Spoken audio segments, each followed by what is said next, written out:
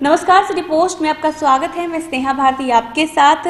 RLSP में माधव आनंद की फिर से एंट्री हो गई है। जी हां, आपको बता दें कि राष्ट्रीय प्रधान महासचिव के पद को फिर से माधव आनंद ने संभाल लिया है। जी हां, किसी निजी और पारिवारिक कारणों की वजह से पिछले 1.5 महीने से सक्रिय राजनीति से माधव आनंद ने खुद को अलग कर लिया था।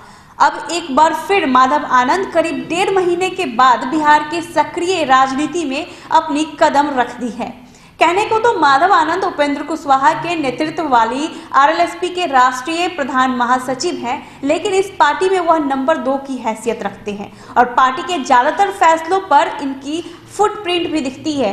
इनकी मौजूदगी का असर आरएलएसपी में कितना है, यह बिहार की राजनीतिक गलियारों में तकरीबन सभी लोग जानते हैं। आरएलएसपी में माधव आनंद की भूमिका चाणक्य की तरह है और यही वजह है कि आरएलएसपी के प्रधान महासचिव ने उपेंद्र कुशवाहा को फिर से बिहार विधानसभा चुनाव के दौरान एनडीए में वापसी का मार्ग काफी हद तक प्रशस्त कर दिया था। लेकिन आखिरी दौर में सीटों को लेकर बातचीत अंजाम तक नहीं पहुंच पाई। नतीजा, उपेंद्र कुशवाहा को बसपा और दूसरे दलों के साथ गठबंधन तैयार कर चुनावी मैदान में उतरना पड़ा। उपेंद्र कुशवाहा की पार्टी को चुनाव में करारी शिकस्त झेलनी पड़ी।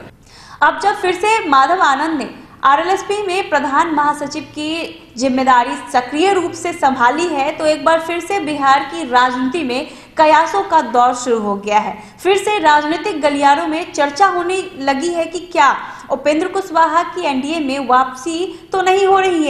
क्या उपेंद्र कुशवाहा और नीतीश कुमार के बीच 2 मुलाकातों के पीछे कहीं माधव आनंद की भूमिका तो नहीं? क्या माधव आनंद एक बार फिर से उपेंद्र कुशवाहा को नीतीश कुमार के करीब लाने की कोशिश तो नहीं कर रहे हैं?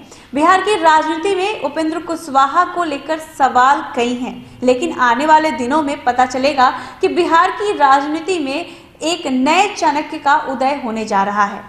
यह तो सभी लोग जानते हैं कि बिहार विधानसभा चुनाव के परिणाम ने यह साबित कर दिया कि नीतीश कुमार, जो बिहार के मुख्यमंत्री है, उनकी पार्टी पहले से बहुत कमजोर हो गई है। ऐसे में उपेंद्र कुशवाहा और नीतीश कुमार का एक मंच पर मौजूदगी बिहार की राजनीति के लिए एक नया प्लेटफॉर्म साबित हो सकता है।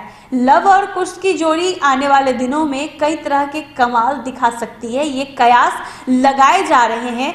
वहीं दूसरी तरफ नीतीश कुमार को फिर से राजनीतिक तौर पर मजबूत करने में मुख्य भूमिका अदा कर सकते हैं उपेंद्र कुशवाहा, ऐसे कयास लगाए जा रहे हैं।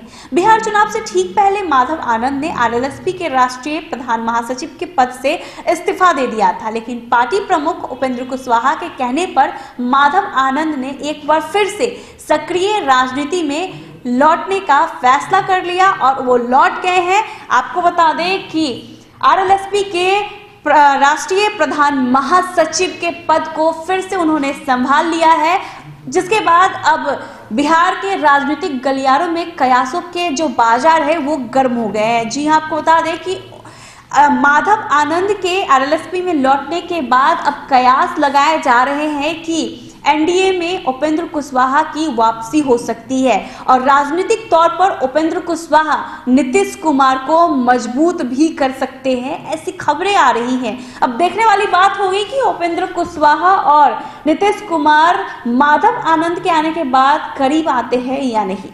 अगर आपको ये खबर अच्छी लगी हो तो हमारे चैनल को जरूर सब्सक्राइब कीजिएगा, फेसबुक पेज को लाइक और फॉलो कीजिएगा। धन्यवाद।